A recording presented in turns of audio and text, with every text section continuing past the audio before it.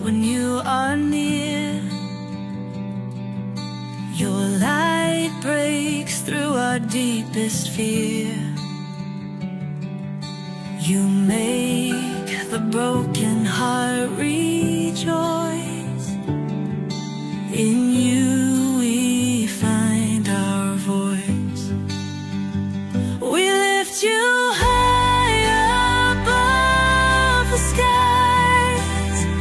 With every breath our praises rise. Your love, it never fades away. We worship you both night and day.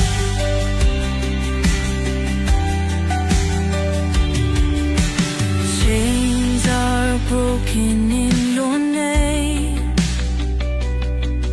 In you we are never the same. Your power flows like mighty streams, fulfilling all our dreams. We lift you high above the skies. With every breath our praises rise. Your love, it never fades away. We worship you both night and day.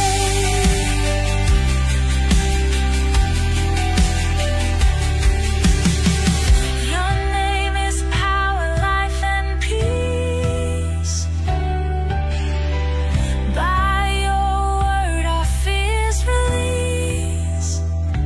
You are the hope that fills our soul.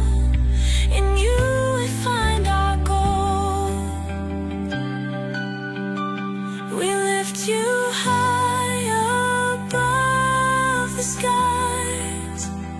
With every breath our praises rise. Your love, it never fades away. We worship you both night and day.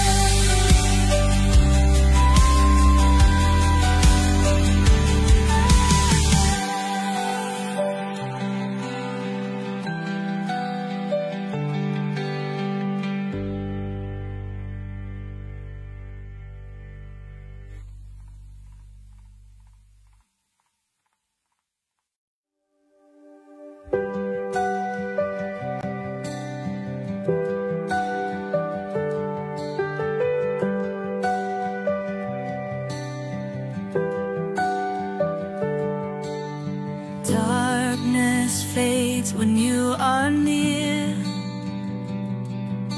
Your light breaks through our deepest fear. You make the broken heart rejoice. In you.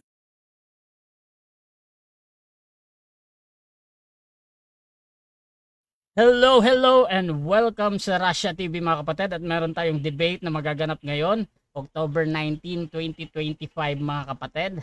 At ang topic na pag-uusapan nila ay patutunayan ng ating affirmative na isa lang ang gospel sa lahat ng panahon. Again mga kapatid, ang topic natin ngayon ay isa lang ang gospel sa lahat ng panahon. So affirmative natin si Denmar Santiago ng Seventh Day Adventist at negative naman si Pastor Iggy Boy mga kapatid ng Grace Gospel. So sa ating setup ng debate, meron tayong 10 minutes sa presentation, 7 minutes sa pagtatanong, 10 minutes sa rebuttal, 7 minutes sa second cross, at meron tayong 5 minutes ng final conclusion. Mauuna si negative, mahuhuli si affirmative. Sa ating rules mga kapatid, meron tayong rule number 1, yung limit sa pagsagot. 20 seconds yan sa lahat ng sagot. Rule number 2, yung categorical natin, pili muna bago tayo magpaliwanag, no? So rule number 3, kung hindi kayo makapili or hindi nyo masagot ng direkta ang tanong, pwede kayong gumamit ng 10 seconds explanation rule. Walang objection sa panahong iyan. Rule number 4, sagutin ang tanong na naaayon sa tanong. Rule number 5, limit sa first stand. Sa first stand, doon lang kayo dapat magtanong sa inilatag ng katunggali. At sa first cross-examination, Pag sinabi ng ating sumasagot na hindi ko pa nilatag yan, ay automatic next question yan at sa rebuttal, doon na pwedeng itanong ang lahat. Rule number 6, dalawang warning galing sa akin ay may disiplina yan, 1 minute minus sa inyong time. Rule number 7, isang objection lang at isang clarification every question at no objection during final conclusion. Rule number 8, no insult about physical appearance, wala din pagmumura na alam natin. At rule number 9, no challenge question. Ito yung mga tanong na kung mabasa ko or paano kung mabasa ko. Rule number 10, pwede kayo magtanong ng mga sensitive question or personal question, pero pwede ding tanggihan ng sumasagot. Rule number 11, 7 minutes lamang ako maghihintay pag ma-disconnect yung ating debater. Rule number 12, meron akong kapangyarihang magtakda ng bagong rules kung ito lang naman ay kinakailangan. Rule number 13, bilang tagapamagitan, ako'y nagsisilbing tagapangasiwa lamang ng debate na ito at hindi ako responsible sa anumang pananaw, paniniwala o pahayag ng mga debater. Mga sagot at opinyon ay pananagutan ng mismong nagsasalita. Hindi rin ako mananagot sa anumang hindi pagkakaunawaan, pagkasira lang ng relasyon o iba pang epekto o dulot ng nilalaman ng debate. By the way mga kapatid, ako nga pala si Rasha Vista. Ako po ay isang Catholic at one of the member ng Templar of Truth at ako yung tatayong moderator, streamer, timer sa debate na ito. So sumasang-ayon ba ang ating affirmative sa lahat ng nabanggit? Yes po, sumasang-ayon po Mr. Moderator. At sumasang-ayon din ba ang ating negative? Nakamute ka bro.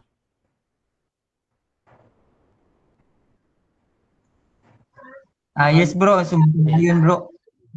Okay, thank you. So, before natin simulan ang ating debate, syempre gusto ko muna kayong magpakilala sa ating audience at konting preview paano ba nabuo ang topic na ito at syempre kung paano naman tinanggap ng ating negative. So, unahin natin ang ating affirmative. Pakilala ka kapatid. Okay, isang mapagpalang gabi po sa ating lahat, mga kapatid at mga kaibigan. Muli po ang inyo pong maliit na lingkod, Brother Denmar Santiago, isang ordinaryong kaanib ng Seventh-day Adventist. At ang debating ito, mga kapatid, ay ating naiset. No? Kasi hinahanting natin yung mga pastor ng OSAS.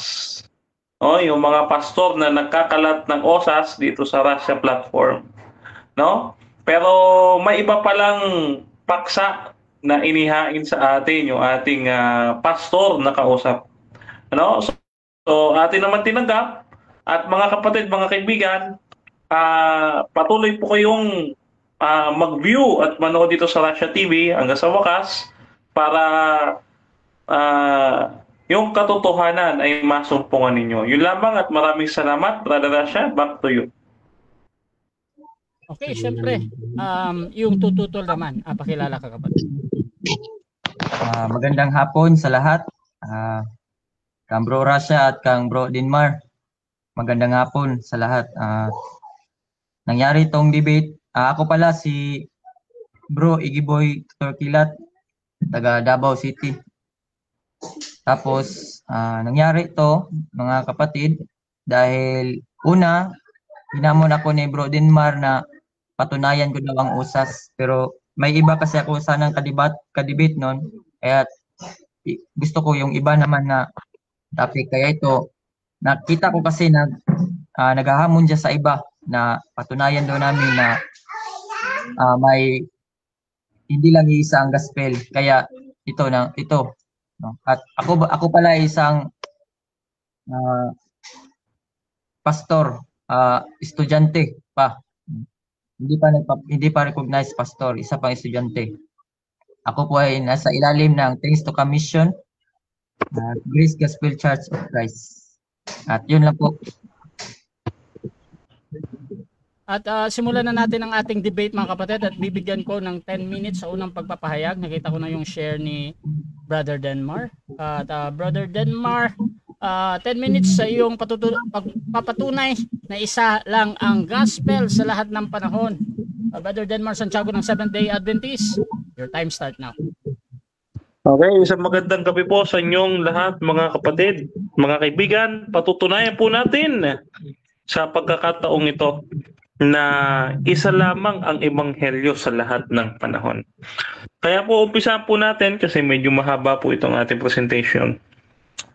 Una po nating i-discuss itong Revelations chapter 14 verse 6. Ang sabi diyan, "And I saw another angel fly in the midst of heaven, having the everlasting gospel, to preach unto them that dwell on the earth, to every nation and kindred and tongue and people."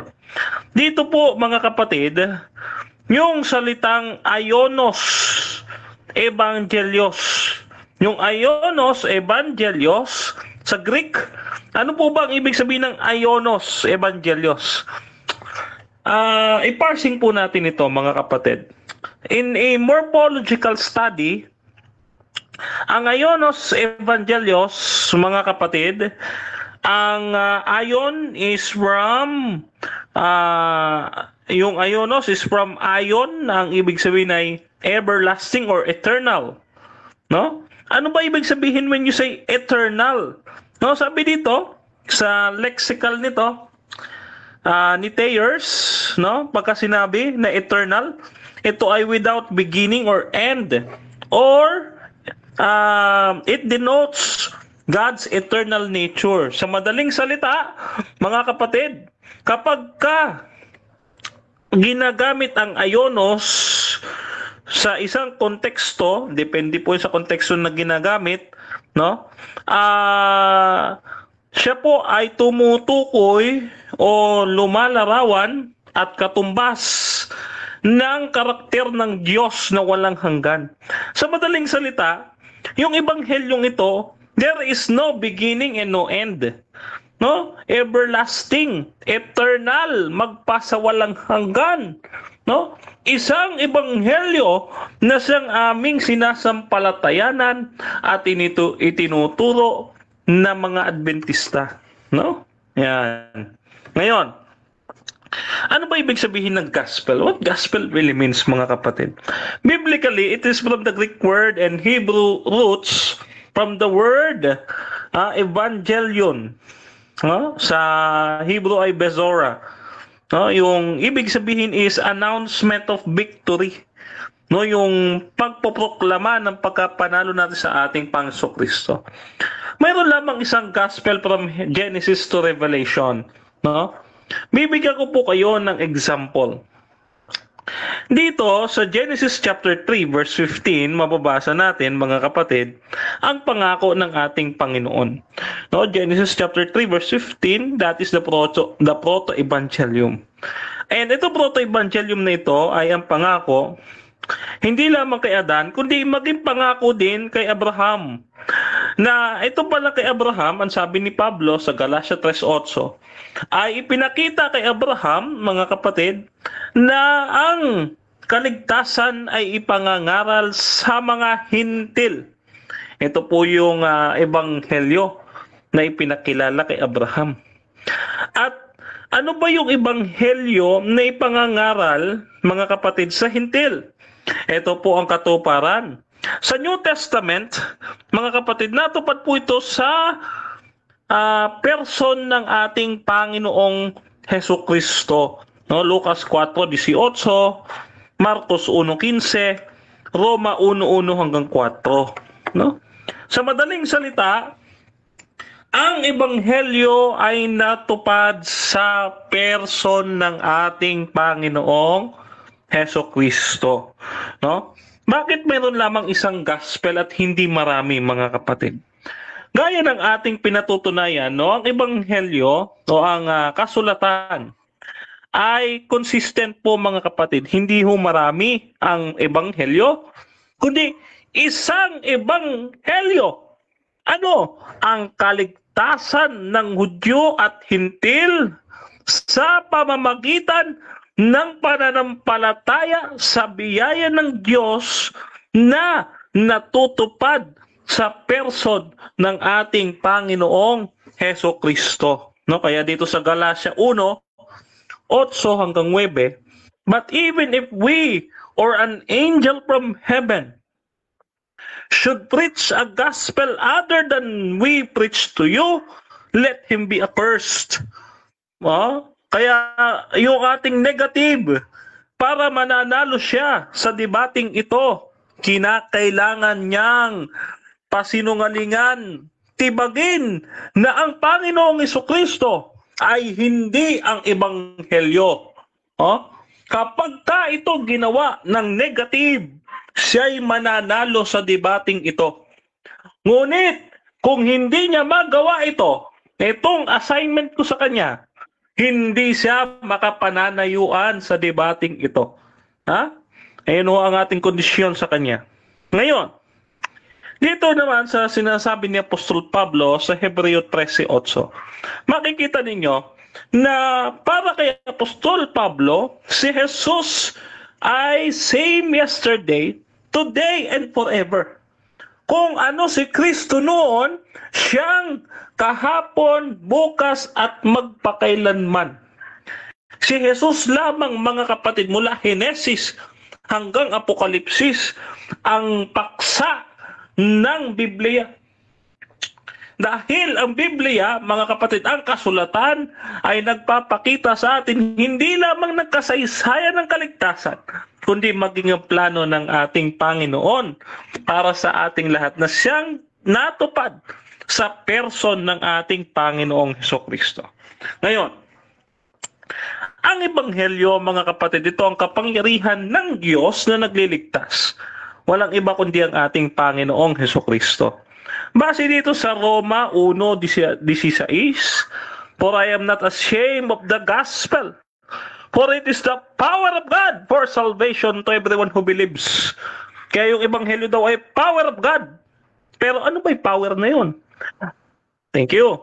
Ang power na yun ay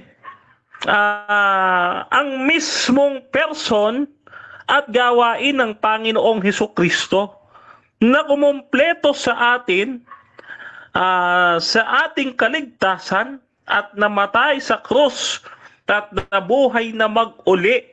No? Kaya nung ako'y Katoliko, naalala ko ang sabi ko noon, no?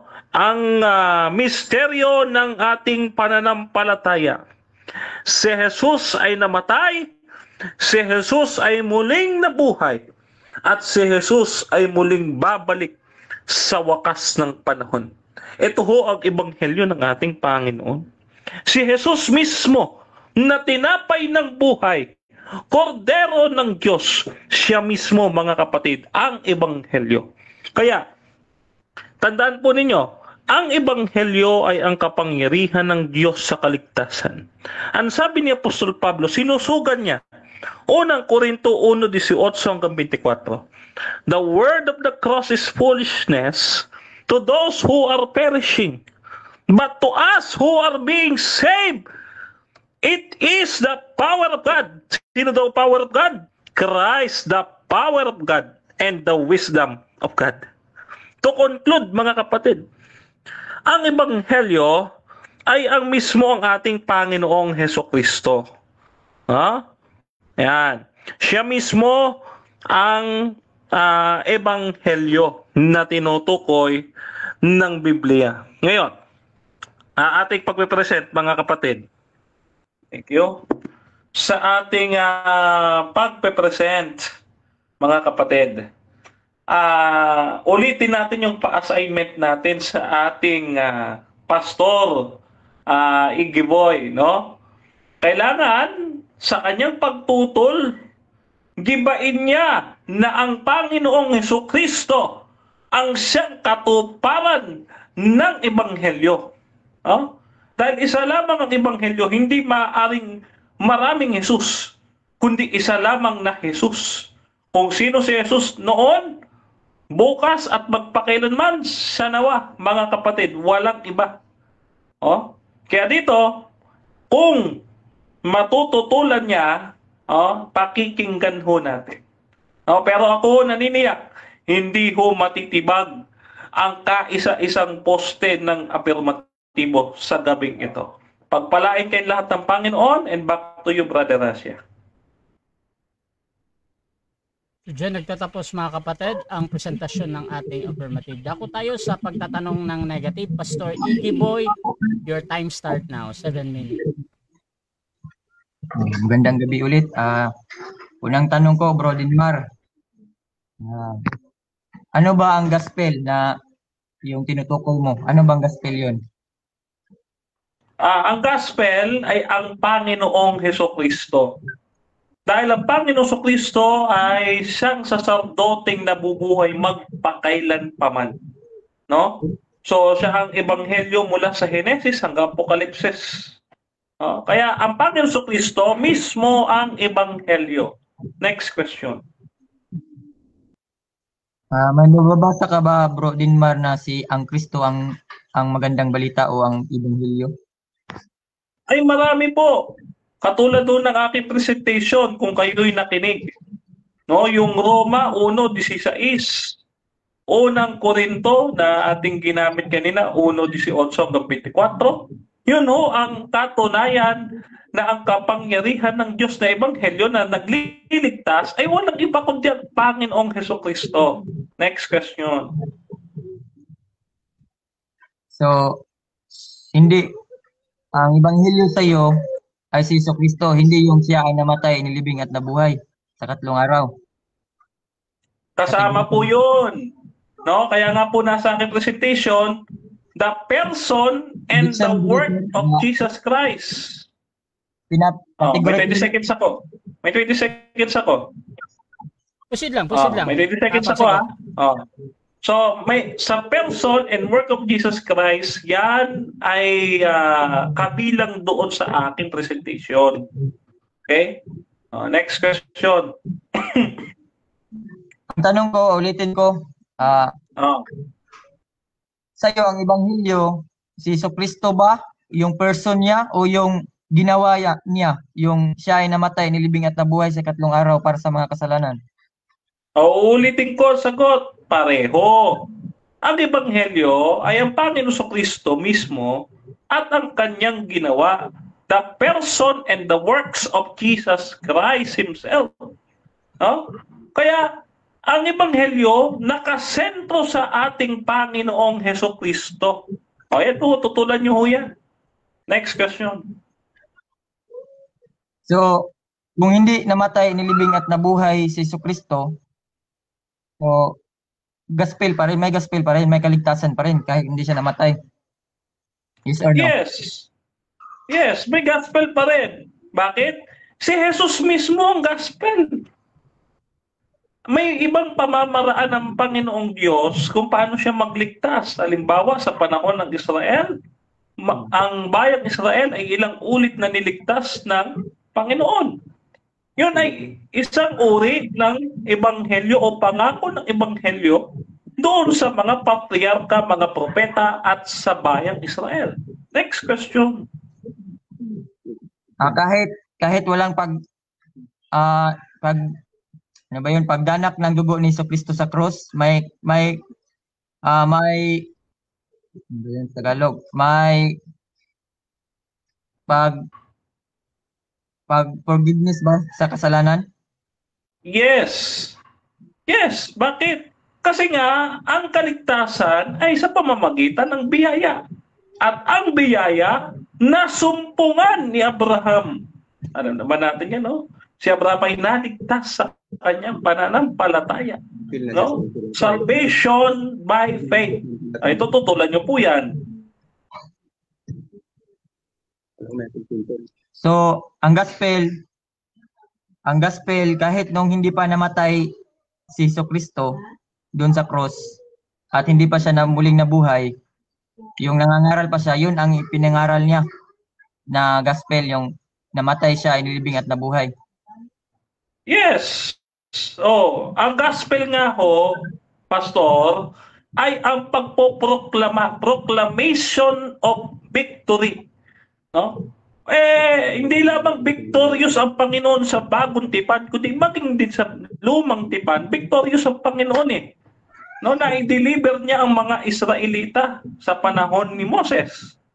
Di ba?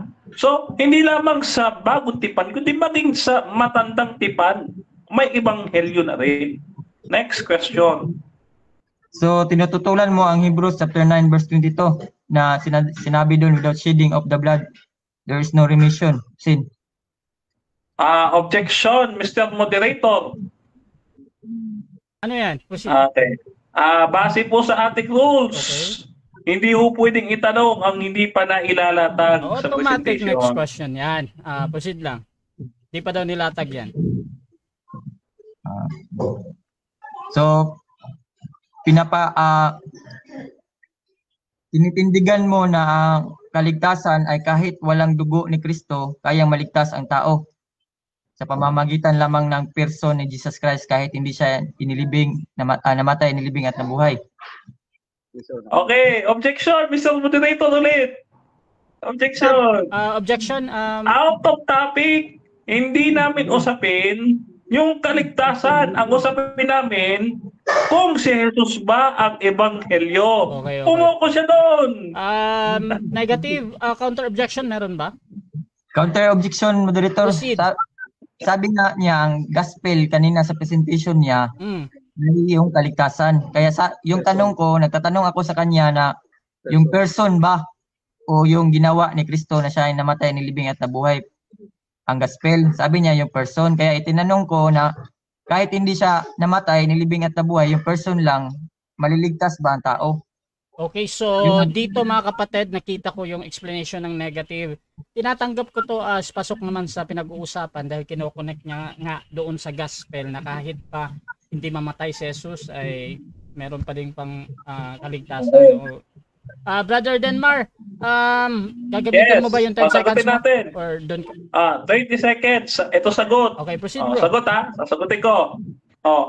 Kahit hindi namatay si Jesus, may ebanghelyo pa rin. Bakit? Kasi nga ang ibig sabihin ng ebanghelyo, proclamation of the victory of God.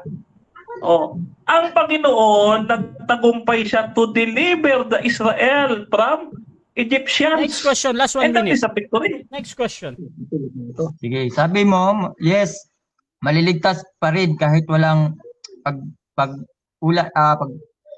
pagbigay ng dugo ni Kristo sa cross. So, ngayon, noon sa panahon ni Moises, dahil sa lahat ng panahon, no, nagsasacrifice sila, nag-aalay sila ng dugo para ma-forgive yung kasalanan nila. Kahit ba hindi nila gawin yun, Bro Denmar, ma-forgive pa ba rin ang kasalanan nila? Kahit hindi nila gawin? Kahit basta sumampalataya lang sila sa persona ni Jesucristo? Yes. Kahit sumampalataya sila, no? Kung nakilala nila ang Panginoong Jesucristo noon at sumampalataya sila, maliligtas sila. Pero ano ginawa ng mga Israelita? Tumalikod sila. Tumalikod. Kaya nga hindi Okay, dyan nagtatapos mga kapatid ang unang pagtatanong ng ating negative. At dako tayo sa sa first stand ng ating negative. Pero bago yan, shoutout muna sa ating nasa live. Sabi ni Gray Oliverts, isa lang ba ang gospel? Gospel of the circumcision, gospel of kingdom, gospel of uncircumcision, gospel of the grace of God, gospel of the mystery. So 5 to. Shoutout din kay Pastor Valeriano Pulangco ng End Time Church Polls daw. Shoutout din mga kapatid kay Di Mateo Arnaldo. Pag RCC makipag-debate dito, daming nanonood. Ayan. Shoutout din kay Emmy Alfonso. Sabi niya si Kristo naman talaga nagpapaloob sa diwa ng gospel. Pag wala si Kristo na nagkasakripisyo, walang sense ang gospel. Shoutout din kay Ramil Tadle. Lagi naman talo ang SDA. Ano pa papatutunayan nyo? Shoutout din kay Jed Samasio. Amen Bro Denmar. Shoutout din kay Pastor Jeff T. Orieta. Dito kay Emmy. Sabi niya I love this topic. Isa lang naman talaga ang gospel kay Bro Denmar. Me dito. At shoutout din mga kapatid kay Di Mateo. Ayan. So tuloy-tuloy tayo mga kapatid. Dako tayo sa first presentation ng negative. Pastor Iggy Boy ng GGCC. Your time start now. Magandang gabi ulit mga tagapanood. Sabi ni Bro Denmar na maliligtas daw ang tao kahit walang pagpatak ng dugo ni Kristo doon sa cross. Kahit hindi niya inalay ang kanyang buhay, maliligtas daw ang tao. Tinututulan niya ang Hebrews chapter 9 verse 22 na sinabi doon, without shedding of blood is no remission of sin. Hindi po kailangan po ng dugo. Hindi po yung persona ni Jesus Christ ang gospel, kundi yung ginawa ni Jesus Christ. Si Jesus Christ ang gumawa. No? 1 Corinthians chapter 15, verse 1 to 4. No? Yun sabi na si Kristo, ang magandang balita o ang gospel, ay si Kristo ay namatay, inilibing at nabuhay muli. Doon sa cross, no? Inalay niya ang kanyang buhay, hinugasan tayo ng dugo, no? Ang sumasampalataya sa kanya, hinugasan ng kanyang dugo. At sa ikatlong araw ay siya ay nabuhay. Yan ang gospel sa panahon ngayon. Pero hindi ibig sabihin yun na ang gospel sa lahat ng panahon. No? Dahil sabi ni Apostol Pablo dito sa 1 Corinthians chapter 9 verse 17, a dispensation of the gospel is committed unto me. Sabi ni Apostol Pablo. Bakit sinabi ni Apostol Pablo yan? No, na a dispensation of the gospel is committed unto me.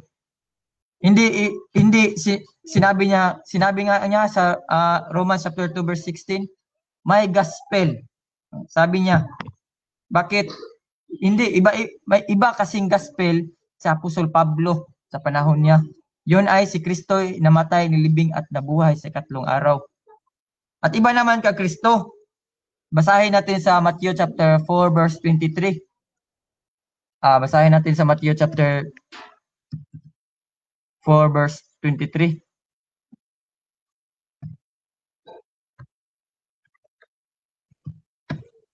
Sabi dito sa Matthew chapter 4 verse 23, and Jesus went about all Galilee, teaching in their synagogues, and preaching the gospel of the kingdom, no? And healing all manner of sickness and all manner of disease among the people. Ang tinuro pala ni Jesus, dahil kung sabihin natin na si Jesus Christ ang gospel, no? May dalawang gospel, no? May tinuro sana ni Jesus Christ na siya ay mamatay, libing at nabuhay. Pero ang tinuro niya, anong sabi dito sa Matthew chapter 4 verse 23? And Jesus went about all Galilee, teaching in their synagogues and preaching the gospel of the kingdom. No? Ang itinuro niya, ang ipinreach niya nung panahon na nasa sa earth, yung earthly ministry niya, gospel of the kingdom, Bro Denmar Santiago. No? Hindi yung sabi niya, hindi siya nagsabi, no, na ang persona niya ang gospel. Ang sabi dito, gospel of the kingdom, Matthew chapter 24 verse 13. Ganito ang sabi. Matthew chapter 24 verse 13. Sahin ko. Matthew 24 verse 13.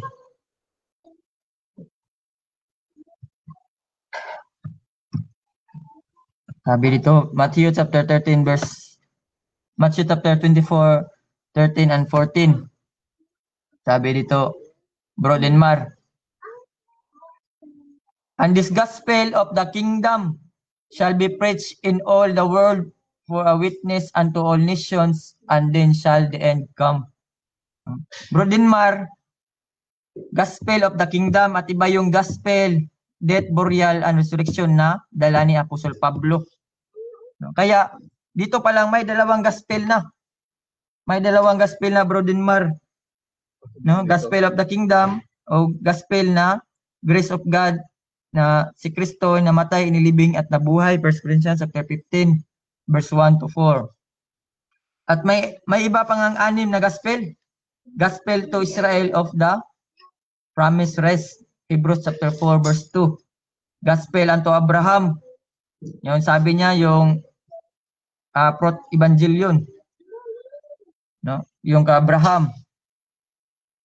Sabi yan sa Galatians chapter 3 verse 8. Galatians chapter 3 verse 8. Galatians chapter 3 verse 8. Sabi diyan, and the scripture, foreseeing that God would justify the heathen through faith, preached before the gospel unto Abraham, and shall all nations be blessed. Gospel unto Abraham. Yan, no? Bro Denmar. Meron ding Gospel of the Kingdom, sabi ko kanina, sa Matthew chapter 10 verse 7, no? Isinugo niya ang 12 apostle para mangaral ng Gospel of the Kingdom. Pero ang punto ko doon, Bro Denmar, ipinuspon ang Gospel of the Kingdom at yun, isiningit ang Gospel of Grace of God sa pamamagitan ni Apostol Pablo. Sabi ni Apostol Pablo sa Romans chapter 2 verse 16, "The day when God shall judge the secrets of men by Jesus Christ according to my gospel." No? Hindi sa 12 apostle. "In the day when God shall judge the secrets of men by Jesus Christ according to my gospel," sabi ni Apostol Pablo. Bakit niya sinarili yung gospel? Dahil sa kanya ni-reveal ni Jesus Christ ang bagong gospel, death, burial, and resurrection. Romans chapter 16 verse 25, sabi dito, "Now to him that is of the power to establish you according to my gospel, and the preaching of Jesus Christ according to the revelation of the mystery, which was kept secret since the world began." Secret pala since the world began. Since the world began, sabi na Apostol Pablo, which was kept secret since the world began. Yung gospel niya, Bro Denmar, no? Kaya paano mo masasabi na iisa lang ang gospel sa lahat ng panahon? Hindi isa ang gospel sa lahat ng panahon, Bro Denmar. Gospel of God, Gospel of Christ, no? Ito, Gospel of Grace of God, no? The same lang to, Gospel of Christ, Gospel of the Grace of God, no? Ang sinabi dito na may gospel, ito.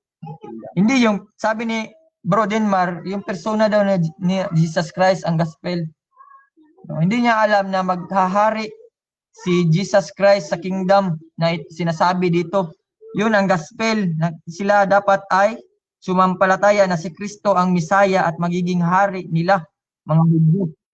Pero pinatay nila, Bro Denmar. No, pinatay nila.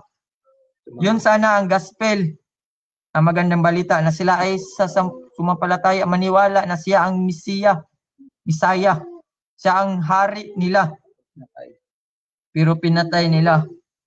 Pinatay nila ang mga apostoles, kaya nga pinatay nila si Stephen, kaya nga isiningit ang gospel of the grace of God. Paano mo masasabi na isa lang ang gospel? Death, burial, and resurrection. Yun ang gospel mo, sabi mo. Kung hindi natin pag-usapan yung person of ni Jesus Christ, paano na itong gospel of the kingdom? Gospel of the kingdom na sinabi dito sa Matthew chapter 24 verse 14. "And this gospel of the kingdom shall be preached in all the world for a witness unto all nations, and then shall the end come." No? Dito sa Matthew chapter 4 verse 13, "But he that shall endure unto the end," Matthew chapter 4 verse 23. Ito ang sabi, "And Jesus went about all Galilee, teaching in their synagogues and preaching the gospel of the kingdom." Gospel of the kingdom, Bro Denmar. No, sa punto ko ngayon pa lang may dalawa na. No? Dalawa lang ang i-highlights ko sa presentation ko dahil may 6 dito. No, dalawa lang. Ano ba yan, Bro Denmar? At yung ginamit mo, everlasting gospel sa tribulation. Sa panahon ng tribulation, no? Everlasting, ika-6. Ano yan, Bro Denmar? No? Alangan naman sa panahon ni Noah, magpipreach siya na para maligtas sila sa baha, ay kailangan nilang maniwala na si Kristo namatay, inilibing at nabuhay sa 3 araw. Ang gospel ng panahon ni Noah ay siyempre yung arka. No? Yung arka. Okay, so diyan nagtatapos mga kapatid ang ating first presentation ng negative. Dako tayo sa pagtatanong ng affirmative. Brother Denmar Santiago ng SDA, your time start now. Okay, first question. Ito, excited ako maitanong ito sa iyo kasi pinagandaan ko talaga ito, Pastor Iggy Boy, no? Una kong tanong, tinututulan mo ba yung aking presentation na si Jesus ang ebanghelyo? Yes or no? Yes, dahil hindi ang persona ni Jesus Christ ang ebanghelyo, kundi ang yung kanyang gagawin, ang magandang balita.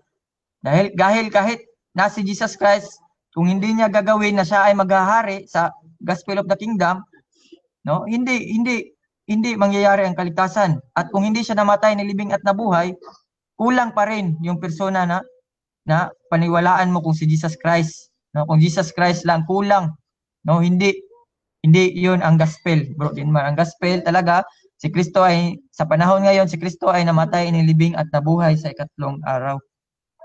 Next question. Okay, next question. Hindi ba ang gospel ay ang ibig sabihin, halimbawa sa Genesis 3:15, ay ang pangako ng pagkakaroon ng tagapagligtas? Yes or no? Pakiulit nga question mo, bro. Okay, ulitin ko. Hindi po ba ang ebanghelyo ay nangangahulugan na isang pangako ng Diyos ng pagkakaroon ng tagapagligtas gaya sa Genesis 3:15? Yes or no? Yes, ang tagapagligtas ang ebanghelyo, pero hindi siya magiging tagapagligtas kung hindi kanya ililigtas. No? Hindi matatawag na tagapagligtas kung hindi niya gagawin yung ililigtas niya, no? Dahil nangyari ang kaligtasan nung siya ay namatay, nilibing at nabuhay muli, Bro Denmar, no? At kung hindi siya upo bilang hari o bilang Misaya ng mga Hudyo, no, hindi mangyayari ang kingdom. Kulang, walang hari. Kingdom nga kailangan ng king. Decision. Okay, next question. Sa madaling salita, ang tagapagligtas na si Jesucristo ay matatawag na mabuting pabalita o ebanghelyo? Yes or no? No, dahil kulang na kung hindi niya gagawin ng iligtas niya. No, paano maging mabuting balita, maging ebanghelyo kung hindi niya ililigtas, no? Bad news 'yun kung hindi niya ililigtas ang mundo, ang sangkatauhan, Bro Denmar. No, bad news 'yun, hindi 'yun good news. Pero kapag siya ay ginawa niya ang kanyang purpose na mamatay sa cross, no? Ilibing at muling mabuhay, no? 'Yun good news na 'yun, kapatid. Good news na. Next question. Okay, next question.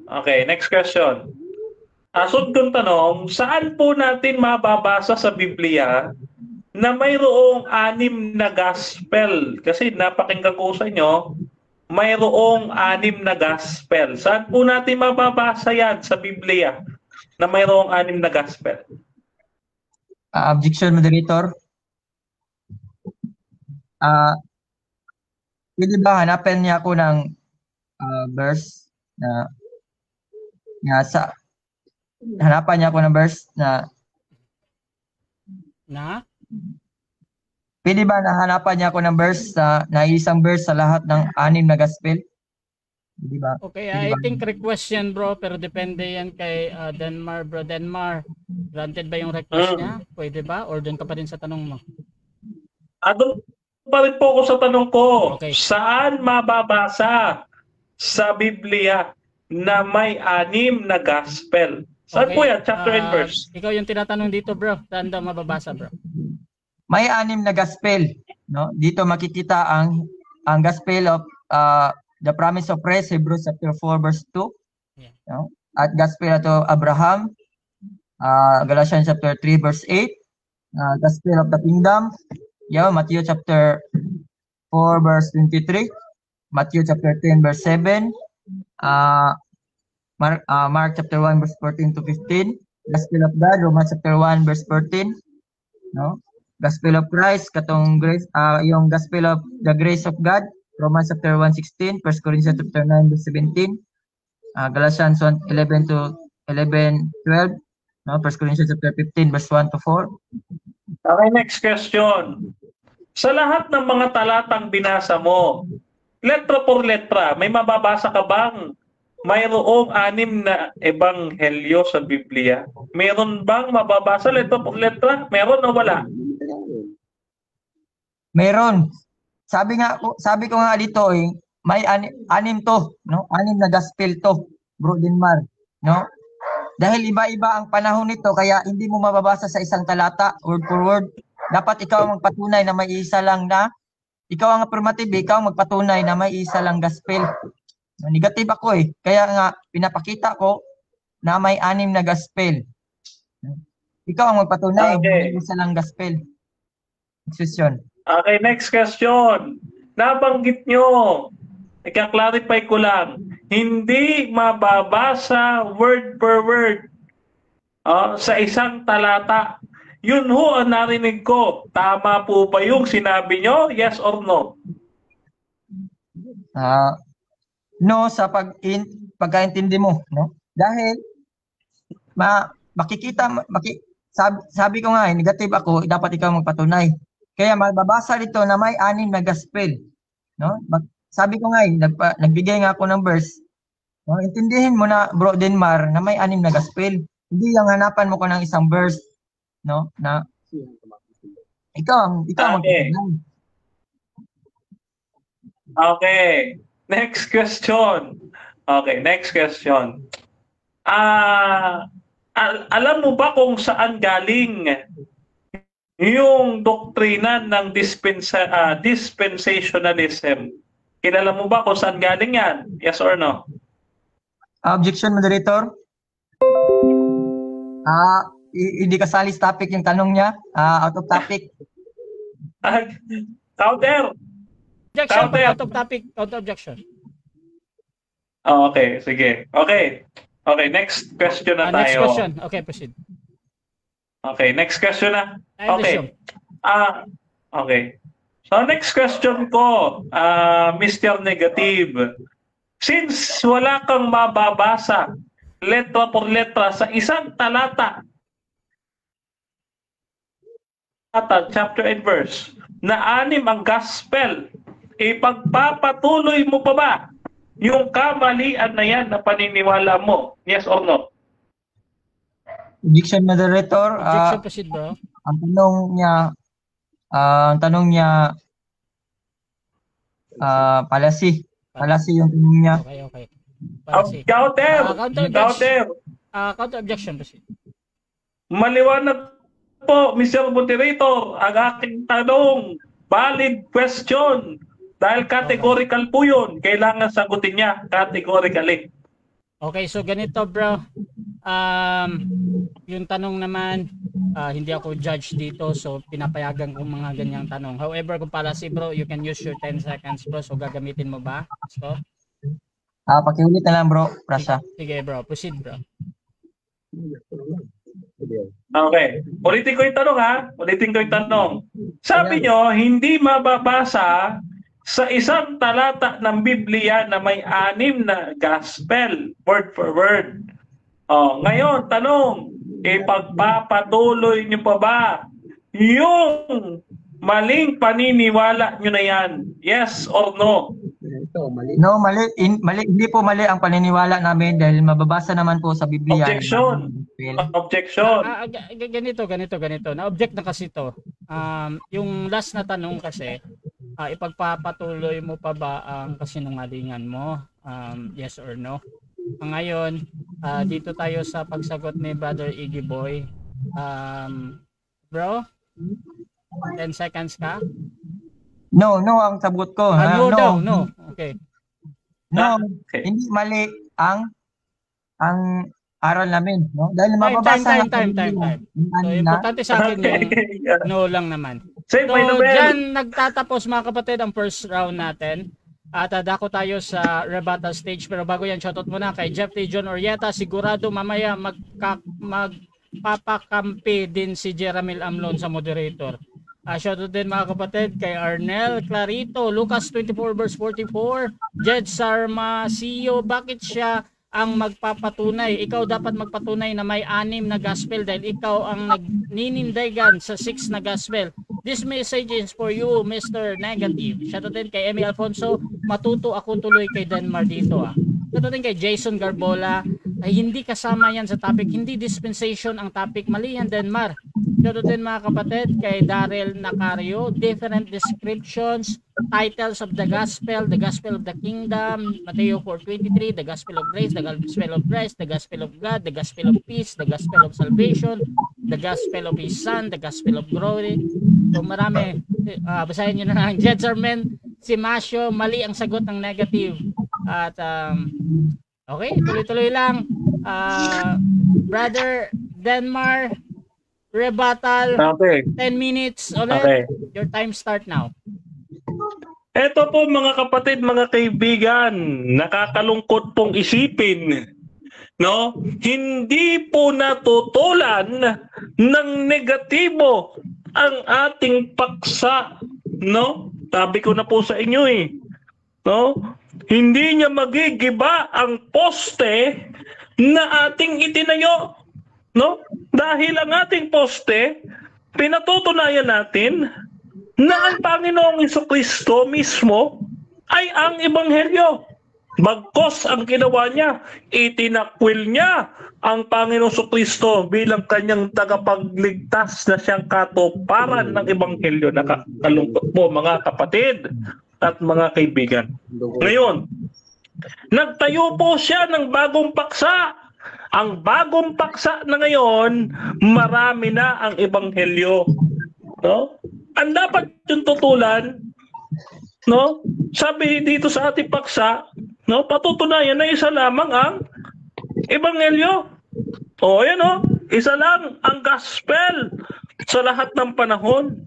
Ang itinayo niya, 6 ang gospel. Aba, matindi. No? Binabago ang topic ngayon. Eto. Saan po galing yung maraming gospel na yan? Ito ho ang originator niyan. Si John Nelson Darby. No? Si John Nelson Darby, ng dispensation, siya po ang originator or father of multiple gospel theory. No? At sinundan ho siya ni Scofield. No? Si Scofield at sinundan mo siya ni Larkins. No? Si Larkins ang father of the hyper-dispensationalism. No? Si Larkins. Sino pa? Si Bollinger. Si Bollinger, another father of hyper-dispensation. No? Ito yung mga alagad ito, alipores ito ni John Nelson Darby na ama ng dispensationalism. Ngayon, itong doktrinang ito, ayan isa pa si Cornelius Tam, no? Si Cornelius Tam at saka si J.C. O'Hare. No, sila po yung nagteorya na marami ang gospel. No? Sa madaling salita, hindi ho sa Biblia galing ito. Kundi galing kay Darby, galing kay Stam, galing kay O'Hare, galing kay Bollinger, kay Larkins, no? At kay Scofield. Ang doktrinang dispensationalism. Ngayon, mapapansin niyo po dito mga kapatid, ang dispensation, no, ay hindi lamang impluwensya, hindi lamang impluwensya ng mga Protestante, kundi pinangunahan ng Romano Katoliko na sangkinopyahan ng mga Protestante, sapagkat ang dispensation galing sa isang Jesuita na si Francisco Rivera, no? As a counter reformation, no, a strategy ng Roman Catholic, no, according kay Stephen Wilberg ng Left Behind by Jesuits, no? Sabi diyan, no, noong 1590, mga kapatid, inimbento ng mga Jesuita ang teorya ng dispensation na siyang kinuha ng Protestante. Kaya ho ang mga protestante naging anak ng patutot na Babylonia na Roman Catholic Church. No? Yan, no?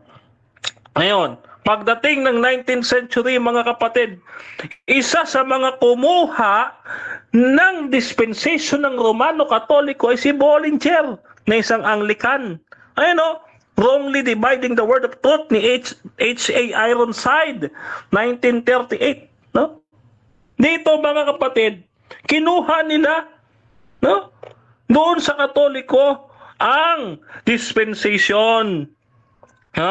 Ngayon, itong dispensation na ito, hinati-hati nila, mga kapatid. Sila ho ay nagkaroon ng interpretation ng literalism. No? Literalism. Mamaya papaliwanag ko natin yung literalism na yan. Ngayon, sasagutin ho natin yung kanyang sinasabi, yung kanyang pinagsasabi. Yung dispensation of the mystery of the body of Christ. Kailan ba nagsimula ang body of Christ? Kasi para sa kanila, sa dispensation, according kay Pastor Iggy Boy, no, ang dispensation ay isang mystery. Sabi diyan, no, for this cause I, Paul, the prisoner of Christ Jesus, in behalf of you Gentiles.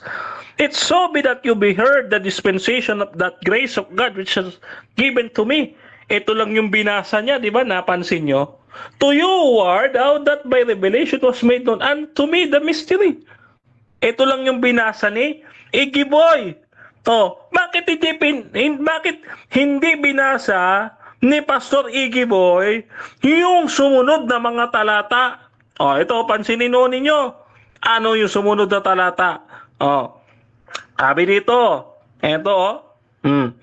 as I wrote the understanding in the mystery of Christ, which in other generation was not made known unto the sons of men, as hath known been revealed unto his apostles and prophets in the Spirit. Madaling salita, yung mystery na ito, Pastor Iggy Boy, no, ay hindi lamang ipinahayag kay Pablo, kundi ipinahayag sa iba pang apostles at mga propeta sa lumang tipan. Hindi na ito misteryo, Pastor Iggy Boy. Ano ang misteryo na ito? Ang misteryo na ito na sinasabi niya, mga kapatid, ang misteryo na ito, ayan sabi dito sa talata, ano ang mystery na yun? Ang sabi sa talata, sabi dito, I was made a minister according to the gift of that grace of God which was given to me. Yung mystery nga daw, according to the working of His power, unto me, who am less than the least of all saints, was grace given to preach unto the Gentiles. So yung dispensation of the mystery, mga kapatid, siya pala ay ang pangangaral ng kaligtasan sa mga hintil. Yun pala ang mystery. Hindi yung gospel ang mystery, kundi yung mission ni Pablo ang mystery, Pastor Iggy Boy. Huwag mo kami lokohin dito. Mag-aral ka ng hermeneutics. Ngayon, pagdidiinan ulit natin yung ating latag. So biblically, mga kapatid, ang gospel, ang ibig sabihin ng gospel ay mabuting pabalita ng Diyos. Good news of God's saving work through Jesus Christ. No, Jesus Christ Himself, isa lang naman no? That God saves humanity by grace through faith, not by works. And salvation is found only in Jesus Christ. And that's gospel. So ang ebanghelyo, mga kapatid, si Jesus mismo, dahil siya ay buhay na magandang pabalita, isang patunay na tayo'y mahal ng Diyos. No? Kaya sabi ng ating Panginoon Kristo, I am the Alpha and the Omega, the beginning and the ending, said the Lord, which is, and which was, and which is to come, the Almighty. no? So sinasabi ng ating Panginoon, no? Siya ang ating tagapagligtas. Walang ebanghelyo, mga kapatid, walang ebanghelyo kundi ang Panginoon Kristo mismo. Ang sense, no? Ang sense ng ebanghelyo ay ang Panginoon Kristo na mismo nagligtas sa atin. Maraming beses tayo niligtas ng Panginoon, gayon din ang bayang Israel, hindi lamang sa bagong tipan, kundi maging sa lumang tipan, iniligtas ng Panginoong Hesus ang kanyang bayan ng paulit-ulit. Katulad nga ho ng ginawa niya sa pagpapalaya niya sa mga Israelita sa kamay ng pagkakaalipin. Di ba ho ba? Kaya nga, ang ebanghelyo is proclamation of God's victory. Noong bagong tipan lang ba nagtagumpay ang Panginoon? No! Sa lahat ng panahon, ang Panginoon ay matagumpay sa ating buhay, mga kapatid. Amen? Kaya ang Panginoon, hindi maaari limitahan sa bagong tipan. Kayon, hindi... Okay. Okay, dako tayo mga kapatid sa second cross ng ating negative. Pastor Iggy Boy, your time start now.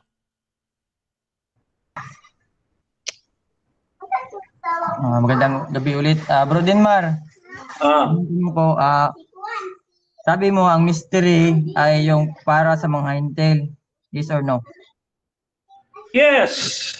Yung pagsasama ng Jews and Gentiles into one body, na yan po ay nagsimula sa Acts 28. Next question. Bakit hindi sa ibang apostol binigay ang gospel na mystery? Bakit kang Apostol Pablo ba talaga? Ay, hindi lang po kay Apostol Pablo. Binasa ko nga ako kanina Ephesians 3:5. It is revealed unto his holy apostles and the prophets. Ephesians 3:5. Hindi po kayo nagbabasa ng Biblia ninyo, Hindi lang kay Pablo ni-reveal, kundi maging sa holy prophets and holy apostles and the prophets. Ephesians 3:5. Sabi mo Acts chapter 28. Acts chapter 28 is sa panahon na Pablo yun. Ngayon, ang tanong ko, may mababasa ka ba na verse na yung ibang apostol nagturo ng mystery? Yes, Ephesians 3:5 nga po. Sabi doon sa talata, yung mystery ay ni-reveal unto the holy apostles and prophets. Basahin niyo po, Ephesians 3:5. Next question. Nung sinabi ba yun ni Apostol Pablo, sa panahon ba niya yun o sa panahon nung wala pa siya? Yes, sa panahon yun. Okay. Yes, sa panahon yun ni Apostol Pablo. Nung sinabi niya, Ephesians 3:5 po yun Isa po yun, ang Ephesians 3, ang sulat sa Epeso, tinatawag po natin yan isa sa mga prison epistles. Mamaya po, tatalakayin po natin yan pag may panahon. Yung narrative, Bro Denmar, na sinabi ng ibang apostol, yung narrative na pagkakasabi, meron ka bang mababasa? Meron nga po Ephesians 3:5, ipinaalam ni reveal unto the holy apostles and the prophets. Sapat na pong katibayan ito. Kayo ho ang magtitibag na hindi ito pinaalam sa ibang apostles at mali si Pablo sa Ephesians 3:5. Kayo po ang magpapatunay, Next question. Kung pareho lang lahat ng gospel, bakit sinabi na Apostol Pablo na ito itinago sa mahabang panahon at sa kanya lang inihayag? Bakit? Bakit sinabi ni Apostol Pablo yon? Kasi hindi naman kilala ng mga hintil si Kristo Kaya noong panahon na sila'y lumipat sa Gentiles, Acts 28:28, doon pa lamang nalaman ng mga hintil na si Kristo ang ebanghelyo. Kaya kung walang Pablo, hindi malalaman ng hintil na si Kristo ang ebanghelyo. Kaya mystery yun sa mga hintil, hindi sa mga apostles at prophets, Ephesians 3:5. Hindi lang kay Pablo binigay yun. Okay, next question. Next question. Bakit yung sinabi niya sa Romans chapter 16 verse 25 na hindi ito inihayag sa ibang propeta o apostol, kundi sa kanya lamang? No? Nung before na tinawag siya. Nung before tinawag siya, bakit hindi ito inihayag sa ibang propeta? Sabi na Romans chapter 16 verse 25. Okay. Yung Book of Romans po, hindi po yan kasama sa treason epistles for Gentiles. Yan ay for Jews. Ayun ay sinulat para sa Hudyo, hindi para sa Hintil. Bakit na ba sasabihin ni Pablo yung mystery dyan? Hindi po yan panahon ng paghahayag ng mystery sa Gentiles dahil sulat po yan sa mga Hudyo. Acts 28. Next question. Dito sa Romans chapter 2 verse 16 ba yun?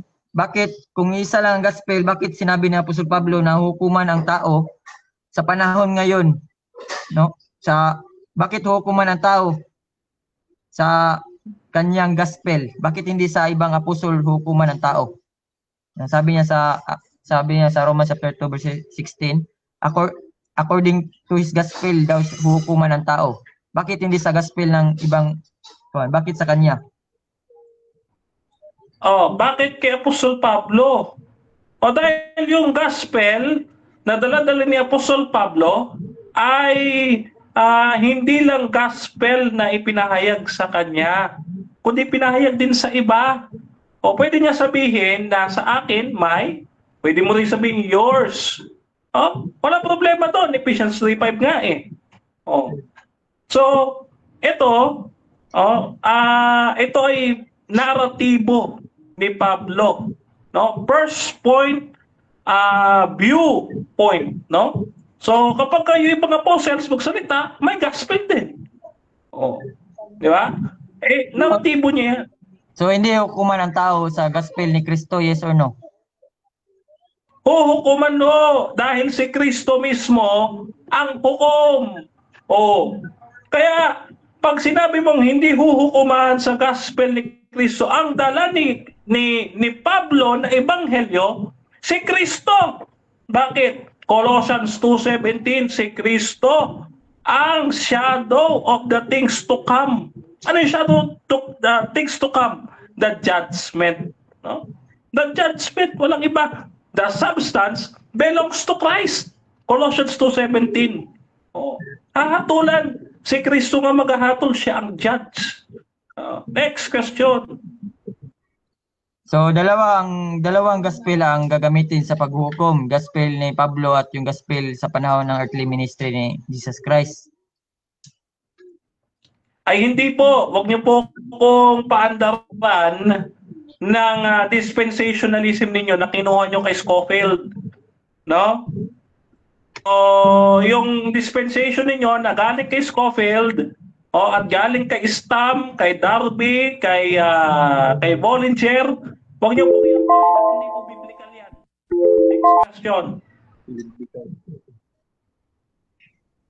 Okay, dako tayo sa negative rebuttal, Pastor Iggy Boy ng GGCC bilang negatibo. Proceed, bro. Sabi ni Bro Denmar, yung sinabi ni Apostol Pablo, nalimutan ko yung verse. Yung sabi ni Apostol Pablo na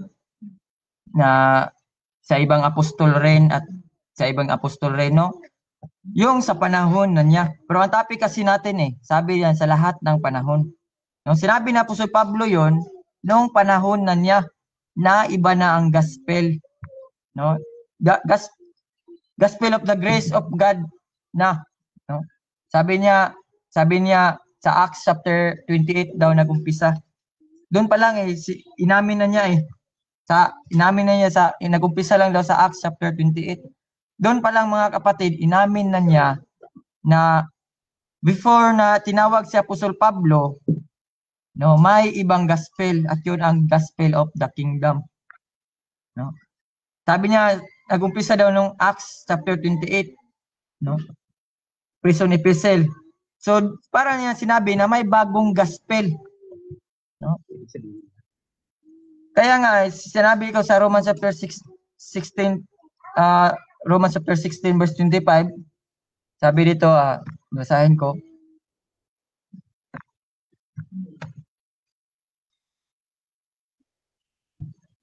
Romans chapter 16 verse 25.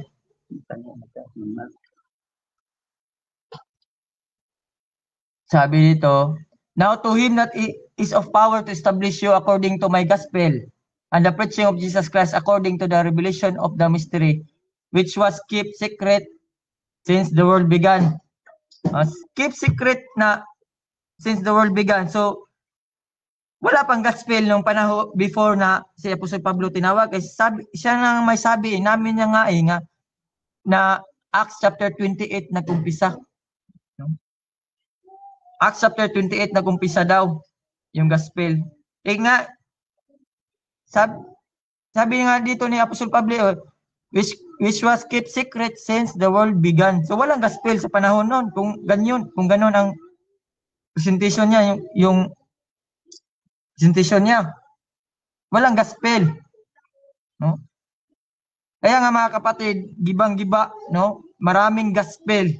Hindi lang iisa ang gospel sa lahat ng panahon. No? Hindi niya natutulan yung gospel of the kingdom. Hindi niya natutulan ng gospel of the grace of God, death, burial, and resurrection. No? Nalilito si Bro Denmar. Hindi niya alam paano yan pag-isahin dahil hindi talaga yan isa. No? Bro Denmar. Sabi ni Apostol Pablo nga, lahat ay hukuman sa kanyang gospel, ang body of Christ. Meron bang ibang apostol bukod sa kang-Apostol Pablo, mayroon bang nag-preach ng iba, body of Christ na iba? Wala ka makikita. Sila Pedro, hindi body of Christ. No? Si Apostol Pablo lamang ang nagturo ng body of Christ. Yun ang magandang balita. No? No distinction between Jews and Gentiles na maging membro sa body of Christ. Bro Denmar, kung ikaw ay sasampalataya na si Kristo ay namatay, nilibing at nabuhay, no, yun ang gospel ngayon sa panahon ngayon. Iba ang gospel noon. No? Hindi niya natutulan ang gospel of the kingdom na sinabi ko. Mayroon nga ang ibang magandang balita ng panahon ni Noah. No? Yung arka. Dahil ang kaligtasan nun yung arka, kung sila ay maniniwala kang Noah. No? Yun ang kaligtasan ng panahon na yun. Hindi pa yun ang death, burial, and resurrection. Dahil hindi pa namatay, nilibing at nabuhay si Kristo. Kaya nalintot pa. No? Gibang-giba ang itinayo ni Bro Denmar na iisa lang ang gospel sa lahat ng panahon. Sabi nga ni Kristo sa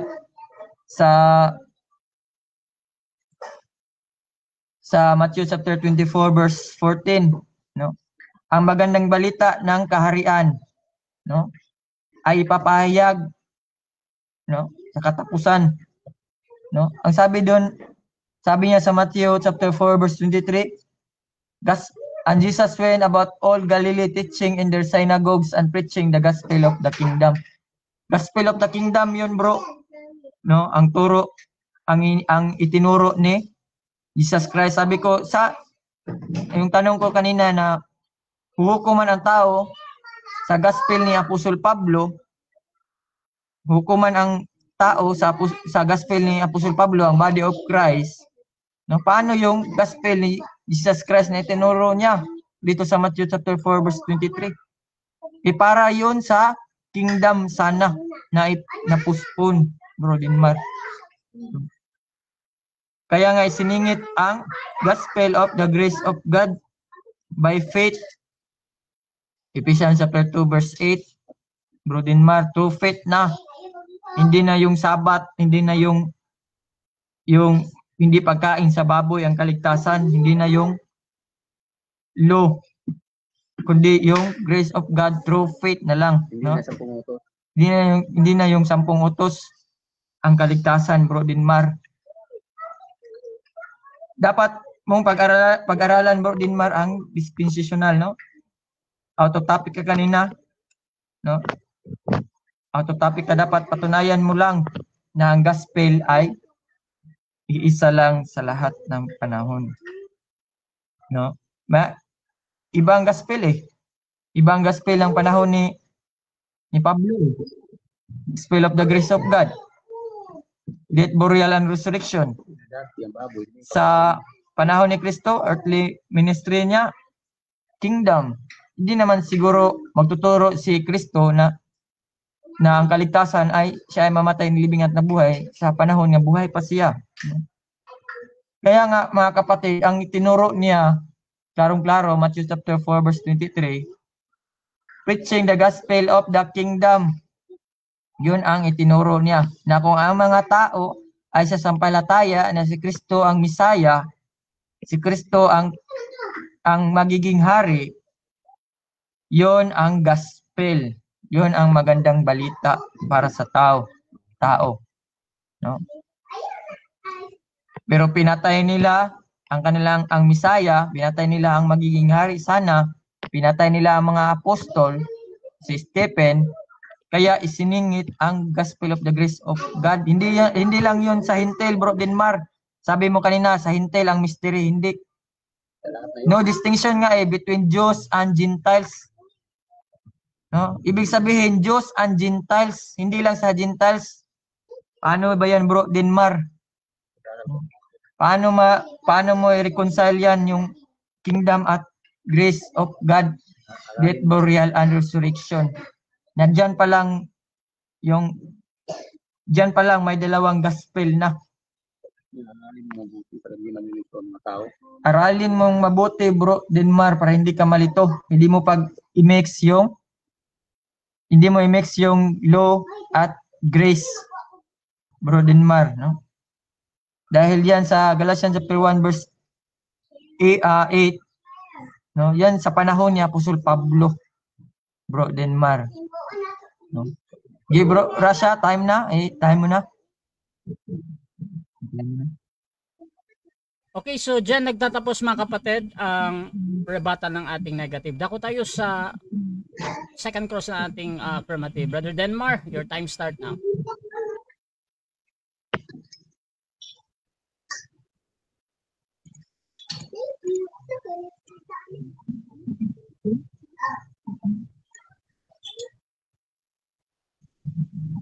Wait lang.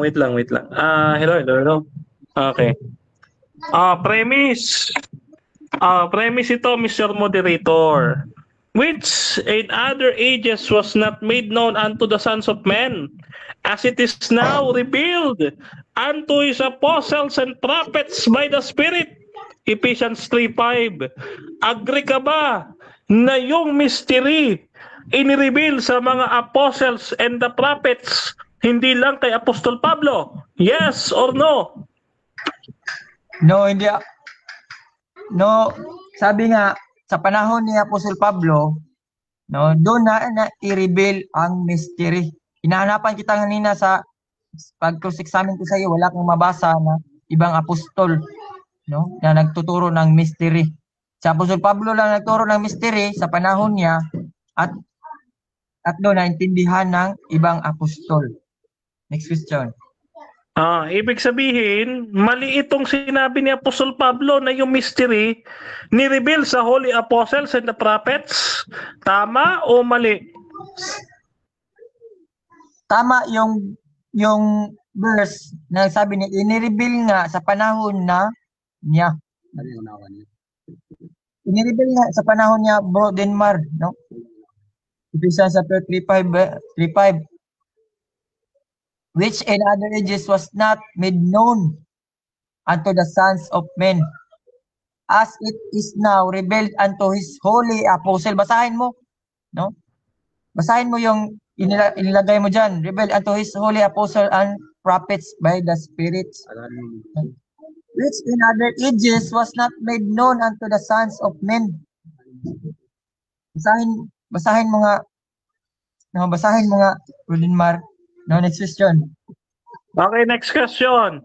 Sabi dito, revealed unto his apostles and prophets. Sino po yung prophets na to? Pangalanan mo. Objection, moderator. Objection, moderator. Proceed, bro. Out of topic, prophets. Pwede ba? Pwede ba yung prophets? Okay. Nagtatanong patungkol sa prophet. Brother Denmar, out of topic ka daw. Counter objection, meron? Counter. Ito po ang relation sa topic. Mr. Moderator, ang aming usapin ay ang gospel na mystery gospel ng Ephesians 3:5 na kanina ko pa po tinatanong sa kanya at ito'y follow up lamang. Kaya tinatanong ko po siya, Mr. Moderator, ayon sa talatang ginamit niya kanina sa kanyang presentation. Okay, so ginamit mo daw yan ayon sa presentasyon mo. So tinatanong ngayon ni Denmar, pinapayagan ko yan lalo na dito sa second cross. However, kung feeling mo bro, out of topic talaga, gamitin mo yung 10 seconds mo or talagang sasagutin mo patungkol sa prophet. Bro, Iggy Boy. Yes, kahit hindi ko ginamit yan, sasagutin ko yan. Sige bro, proceed. Prophets, no? Ang mga apostol nung panahon ni Apostle Pablo ay mga prophets din, bro Denmar, no? Hindi yung sila prophet Isaiah yung panahon sa Old Testament, no? Ang prophets kasi sa panahon ngayon, sa panahon ni Apostle Pablo, yung mga nagtuturo ng salita ng Diyos, ng Word of God sa panahon ni Apostol Pablo. No? Hindi yung mga prophets na sa Old Testament. Yung mga nagtuturo ng Word of God katulad ng mga apostol sa panahon niya. No? Yan, sabi nga dyan which in other ages was not made known unto the sons of men. No? As it is now revealed. Now, sabi dyan now revealed. Okay, next question. Okay. Sabi dito, sabi mo, no, yung mga prophets ay yung ibang mga tagapagturo sa panahon ni Pablo. So ngayon, uma-agree ka na ba na bukod kay Pablo, may mga tagapagturo na nakakaalam ng mystery bukod kay Pablo? Yes or no? Yes, meron nga sa panahon na niya nung inireveal na una kang Apostol Pablo at itinuro niya sa iba, no? Itinuro niya sa iba. Una nga hindi nga naintindihan ni Apostol Pedro yan Hindi nga naintindihan ni Apostol Pedro pero sa pagdating ng panahon nung naintindihan niya. Kung basahin natin yung last na sulat ni Apostol Pedro sa Peter. Okay, next question. According naman sa Romans chapter 1 verse 16, no? Sabi diyan, for I am not ashamed of the gospel of Christ, for it is the power of God unto salvation. Ano daw ang gospel according kay Pablo sa Romans chapter 1 verse 16? Gospel na si Kristo ay natay, nilibing at nabuhay. Yun ang sabi ko nga ganina Ang tawag doon, Gospel of Christ. No? Gospel of Christ. Gospel of Christ, Gospel of the grace of God. The same lang yun sila. Gospel Agree ka ba? Gospel of natay, nilibing at nabuhay. Death, burial, and resurrection. Agree ka ba na ang gospel ayon kay Apostol Pablo sa Romans chapter 1 verse 16 is the power of God? Yes or no? Yes, the power of God, at ito lang ang nakakapagligtas sa tao sa panahon ngayon. Na si Kristo namatay, nalibing at nabuhay, hindi yung gospel of the kingdom sa panahon ngayon.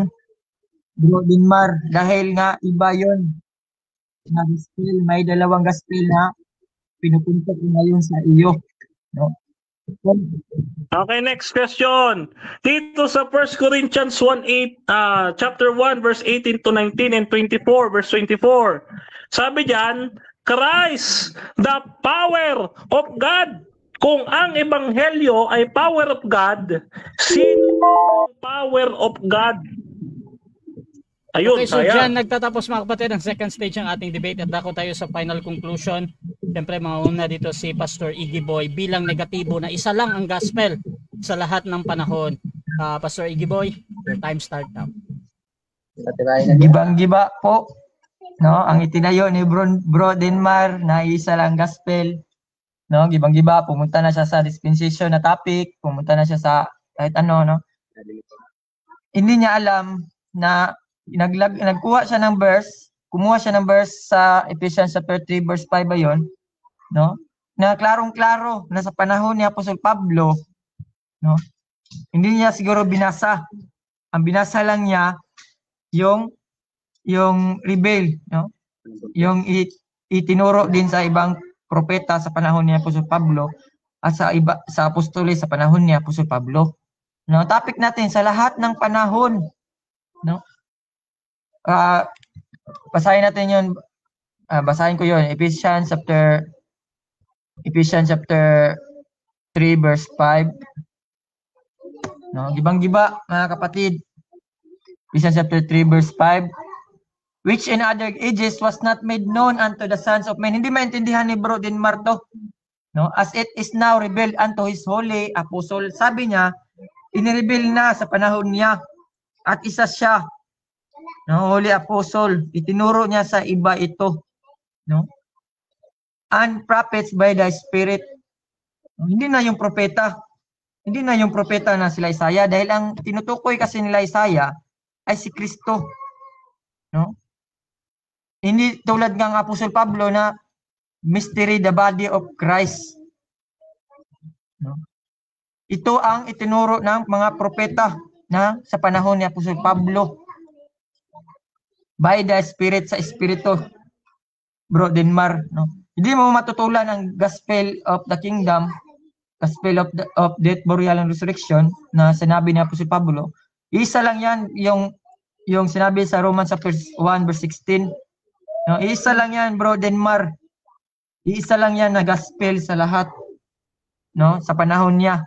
Yung topic natin, patutunayan mo na iisa lang ang gospel sa lahat ng panahon. Yung earthly ministry ni Jesus Christ sa panahon niya, the gospel of the kingdom. Paano ba yan? Hindi death, burial, and resurrection. No? Hindi death, burial, and resurrection. Paano ba yan, Bro Denmar? Paano mo tutulan yan? Paano mo i-reconcile yan ng dalawang gospel sa magkaibang panahon? No? Sa lahat ng panahon, patunayan mo sana na iisa lang gospel. Sana patunayan mo nang itinuro ni Jesus Christ sa panahon nang nasa mundo pa siya ay grace of God o death, burial, and resurrection. Pero paano yan? Kingdom yun. Kingdom, Bro Denmar. Hindi mo natulan. Gibang-giba yung itinayo mo, no? Na may dalawa talagang gospel. May 6 na gospel pa nga. Kingdom pa rin. Kasi sa law ka lang magaling sa law. Pero hindi mo alam na sa panahon ng grace of God, death, burial, and resurrection, namatay si Kristo nilibing para sa ating lahat, hindi sa pamamagitan ng ating magawa, kundi sa ating pananampalataya, Bro Denmar. No? Sumampalataya ka, Bro Denmar, dahil yan ang gospel ngayon, hindi yung kingdom, hindi ang law, hindi yung sabat, hindi yung hindi pagkain ng baboy, kundi nasa sayo na yan kung hindi ka kumain ng baboy, pero hindi yan ang kaligtasan, kundi lamang sa pananampalataya. No? Ephesians chapter 2 verse 8, na si Kristo inilibing at muling nabuhay, yun ang kaligtasan. Pwede ka kumain ng baboy. Pwede ka kumain. Hindi isa ang gospel, no? May maraming gospel, Bro Denmar. Kaya dapat mong pag-aralan yan, Bro Denmar. Maraming gospel, Bro Denmar, no? Hindi lang isa ang gospel. At ang makakapaligtas ngayon, sabi niya sa Romans chapter 2 verse 16, hahatulan ang tao sa gospel ni Apostol Pablo. Paano ba yan? Hahatulan ang tao sa gospel ni Apostol Pablo. Matakot ka dyan, Bro Denmar. Dahil hahatulan ang tao according sa gospel ni Apostol Pablo. Wali na eh. Kaya nga kapatid, no? Bro Denmar, sabi nga ni Apostol Pablo, Galatians chapter 1 verse 7 to 9, no? Curse ang mag-preach ng ibang gospel sa panahon niya, Bro Denmar. No? Curse, kaya wag kang mag-preach ng iba. No? Dahil sa panahon niya may isang gospel ngayon hanggang ngayon. No, dispensation of the grace of God. No? Body of Christ. Okay, so dyan nagtatapos ang negative final conclusion. Dito din tayo sa affirmative final conclusion. Sa kanyang patutunayan mga kapatid na isa lang ang gospel. Bro Denmar Santiago, your time start now.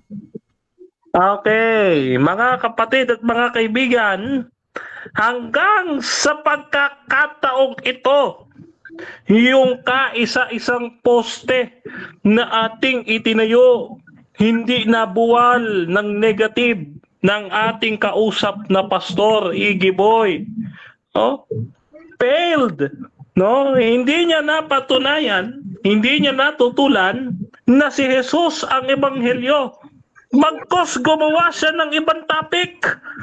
Yung mystery program ng dispensation ni Scofield. No? Ito po ay turo na galing kay Scofield. No? Ito tingnan nyo ho ha. Galing ho yan kay Scofield. Si Scofield ang may author ng The Reference Bible noong 1909. Yung Gospel of the Kingdom na binabanggit niya, no? At yung mga pinagsasasabi ni Pastor Iggy Boy ay script ni Scofield. No? Hindi ho galing sa Biblia. Galing kanino? Kay Scofield. Wag ko kayo papauto diyan, mga kapatid. Kaya sabi niya, no, siya yung tinatamaan mismo dun sa kanyang binabala. Bumabalik sa kanya, back to you. Bakit? Galatians chapter 1 verse 8. No? Sumpain ng tao na nagtuturo na iba-ibang helyo. Yung kanya, maraming ibanghelyo. Kaya dapat itong sumpain, itakwil, at huwag paniwalaan. No? Kaya dito, sino ba ang ibanghelyo, mga kapatid? Napakalinaw po eh. No? Napakalinaw po, mga kapatid at mga kaibigan. Sino ho ang gospel? Sabi dito sa Romans 1:16, no? For I am not ashamed of the gospel of Christ, for it is the power of God unto salvation. Ano daw yung gospel? The power of God unto salvation. Sino ba yung power of God? According kay Paul, yung power of God, sino? Si Kristo. 1 Corinthians chapter 1 verse 18 and 19 and 24.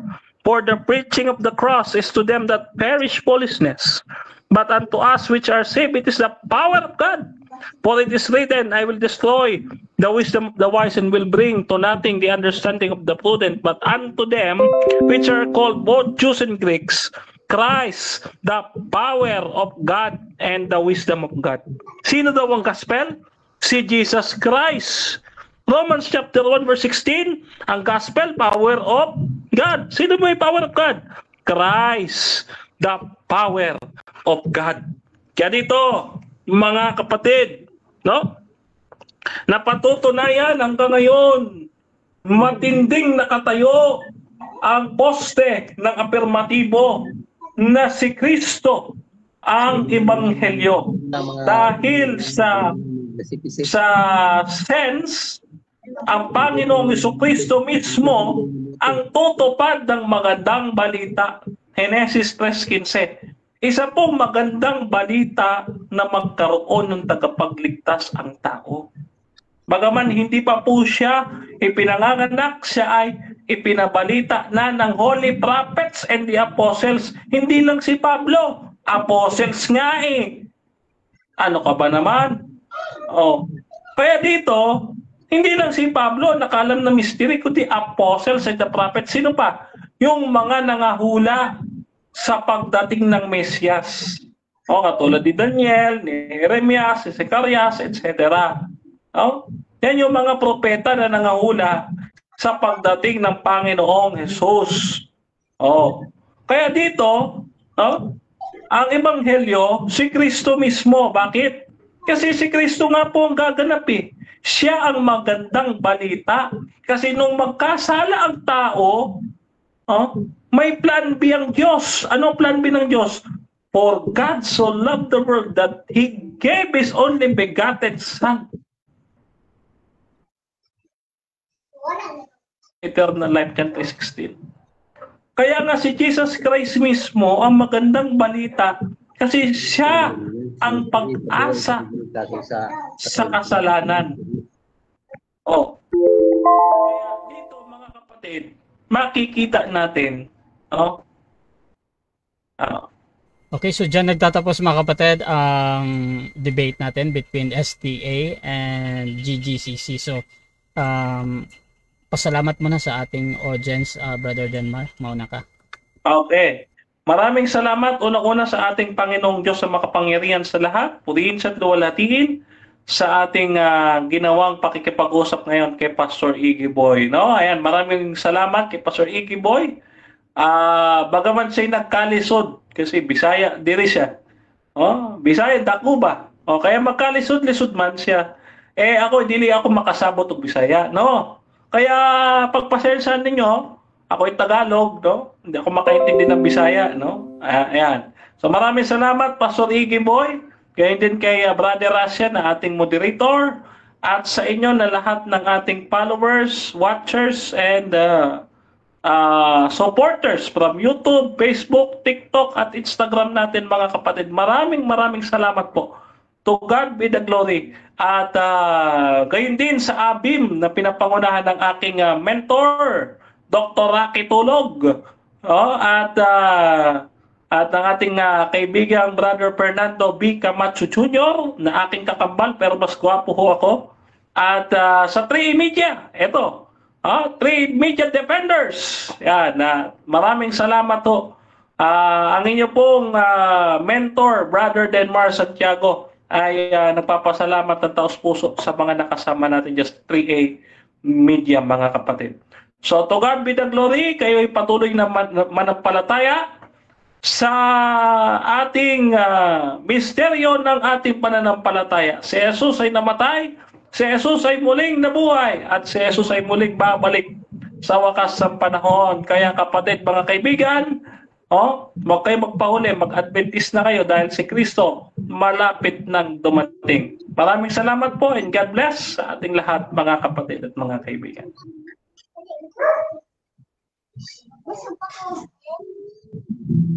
Pastor, pasalamat din. Ulit, magandang gabi sa lahat. Unang-una, salamat sa ating buhay na Diyos sa pagkakataong ito na nakapag-aral kasama si Bro Denmar, isang magaling na defender ng SDA. Salamat Bro Denmar, at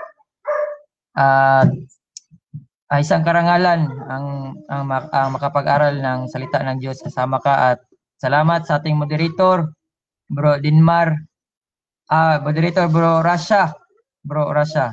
Salamat sa pagkakataon na to. At kahit sa lahat ng mga nanonood, salamat sa inyong lahat. At sana may mapupulot tayong aral.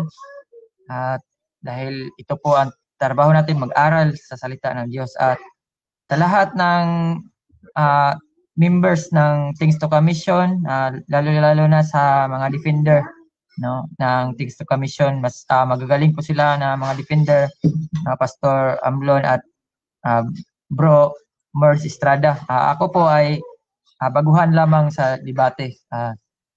At hindi po ako masyado pong magaling talaga sa debate. Pero gusto ko pong mapag-aralan ang salita ng Diyos. Kaya